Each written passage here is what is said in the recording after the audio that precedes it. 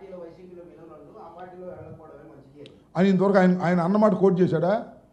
తప్పుకోయా, ఆయన అన్నమాట మాణిక్ వరప్రసాద్ గారు కోట్ చేశారా? అది ఈరోజు మా మీడియాలో మాట్లాడతారు. ఎవరు? మాణిక్ వరప్రసాద్ గారా?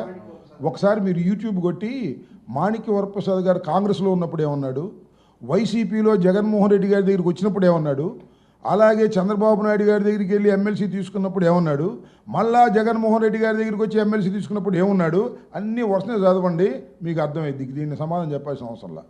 మాణిక్ వరప్రసాద్ గారు కాంగ్రెస్, మళ్ళీ అట వచ్చాడు ఎక్కడికి? వైసీపీకి. మళ్ళీ వెళ్ళిపోయి మళ్ళీ తెలుగుదేశం, మళ్ళీ తెలుగుదేశం వైసీపీ, మళ్ళీ వైసీపీ తెలుగుదేశం అన్నప్పుడల్లా ఒకసారి యూట్యూబ్లో మీరు కొట్టి ఆయన చంద్రబాబు నాయుడు గారి సమక్షంలో తెలుగుదేశంలో చేరినప్పుడు, జగన్మోహన్ రెడ్డి గారి సమక్షంలో వైసీపీలో చేరినప్పుడు, మళ్ళా చంద్రబాబు నాయుడు గారి సమక్షంలో తెలుగుదేశంలో చేరినప్పుడు, రాజశేఖర రెడ్డి గారు మంత్రివర్గంలో ఉన్నప్పుడు